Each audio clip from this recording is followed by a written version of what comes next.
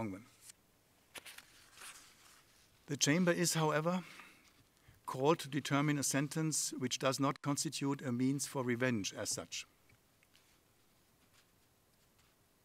By no means does Dominic ONGWEN's personal background overshadow his culpable conduct and the suffering of the victims. It is worth repeating this again. Nevertheless, the specificity of this case, of his history, of his situation, cannot be put aside in deciding whether he must be sentenced to life imprisonment for his crimes. Envisaging a concrete prospect for Dominic ONGWEN to eventually rebuild his life while being adequately punished for the crimes committed in a new, more healthy environment than the extremely violent one of the LRA in which he grew up and operated at length, is one of the conflicting driving forces for the Chamber's ultimate consideration on the appropriate joint sentence in the present case. The Chamber believes that such concrete opportunity shall not be denied to Dominic ONGWEN, given his peculiar personal background and history. This is why the Chamber has decided not to sentence Dominic ONGWEN to the exceptional penalty of life imprisonment. The Chamber has thus excluded a joint sentence corresponding to the minimum possible, that is 20 years of imprisonment, and the maximum possible, that is life imprisonment. It had therefore to situate the joint sentence at some point between these two extremes, meaning between 20 and 30 years of imprisonment. The final joint sentence must be just and adequate. The Chamber will now go on to pronounce this final joint sentence. And for this, Mr. ONGWEN, I would like to ask you to rise.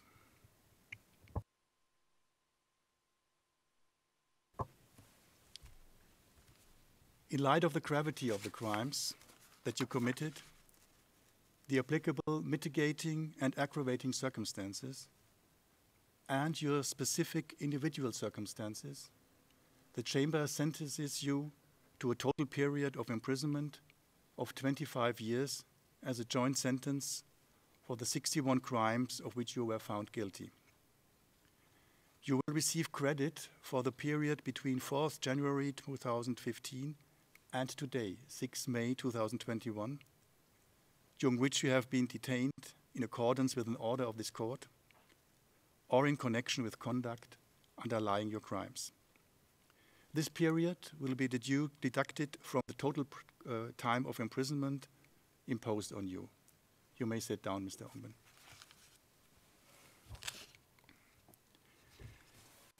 Thus, the Chamber considers the appropriate joint sentence to be 25 years of imprisonment. This decision, however, has not been unanimous. Judge Pangalangan would have sentenced Dominic ONGWEN to a total period of imprisonment of 30 years. The majority of the Chamber is of the view that a total term of 25 years of imprisonment is proportionate to the gravity of the crimes Dominic ONGWEN committed and congruous with his specific individual circumstances arising from his abduction as a child. It thus conforms to the fundamental purposes of retribution and deterrence underlying sentencing in the system of this court. Indeed, the majority is confident that this joint sentence adequately reflects the strongest condemnation by the international community of the crimes committed by Dominic ONGWEN and acknowledges the great harm and suffering caused to the victims. It is also adequate with a view to deterring others from committing similar crimes in the future and discouraging Dominic ONGWEN's own recidivism. In the Chamber's view, no imprisonment for a period shorter than 25 years could constitute an adequate, proportionate, and just joint sentence in light of all the relevant circumstances of the present case. At the same time, such a joint sentence acknowledges Dominic ONGWEN's unique personal history and safeguards the prospect of his successful social rehabilitation and consequently the concrete possibility of future reintegration into society. This is also a relevant consideration in a peculiar case like the present one. The Chamber also notes that under the statute, after Dominic Ongwen has served 2/3 of his sentence, the court shall review the sentence to determine, in light of certain criteria, whether it should be reduced. These are, in brief, the reasons underlying the sentence rendered today. As recalled, the determination of a joint sentence of a total of 25 years of imprisonment has taken by majority. Judge Pangalangan has expressed a different position. I now give him the floor for some brief remarks on this matter.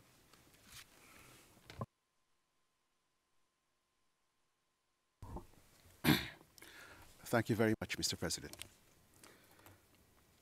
I had earlier joined the unanimous verdict of 4 February 2021, finding the accused guilty beyond reasonable doubt of 61 crimes against humanity and war crimes. Today, I likewise join the majority as regards the individual sentences. However, I consider that a higher joint sentence would be more appropriate, and it is solely in this regard that I differ with the majority. The Chamber declares in today's decision, and with this I fully concur, that imposing a joint sentence, and I'm quoting from the majority, is manifestly incapable of reflecting Dominic Ongwen's total culpability for all the numerous crimes he had committed.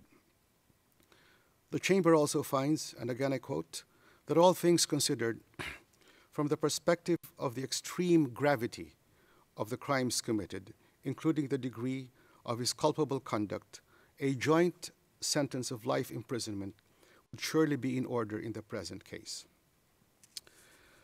The majority thus finds that the extreme gravity threshold has been met. That is most significant, especially considering that the court's jurisdiction covers not ordinary crimes tried in national jurisdictions, but, in the words of the statute, the most serious crimes of concern to the international community as a whole, and further recognizes the suffering of, quote, victims of unimaginable atrocities that deeply shock the conscience of humanity, end of quote. That means that even within the already grim calculus of the most egregious wrongdoing, the crimes for which Dominic Ongwen has been found guilty are still considered to be of extreme gravity. So for that reason, in my opinion, since a life sentence is the most severe penalty that can be imposed under the statute, the mere fact of not imposing a life sentence already takes into account the truly unfortunate personal situation of the convicted person. Furthermore, setting the joint sentence even lower at 25 years rather than at the statutory maximum of 30 would fail to give due weight to the victim's suffering. Rather, victim suffering, which in the context of mass atrocity crimes is certainly no less than if crimes such as murder, rape, or torture were committed as ordinary crimes. The scale and cruelty with which these crimes were committed in this case are not outweighed by the sad twist of fate of a 9-year-old boy abducted on that fateful morning and his conscription as a child soldier. Indeed, as adequately observed by the majority, and here I quote, by no means does Dominic Ongwen's personal background overshadow his culpable conduct and the suffering of the victims, end of quote. The rules require the court to balance all relevant factors, among them the harm caused to the victims and their families. And the appeals chamber has recognized that this involves an exercise of discretion with the aim to impose a proportionate sentence that reflects the culpability of the convicted person. I am of the view that imposing a joint sentence of 30 years would guard against the court giving such weight to the individual circumstances of the convicted person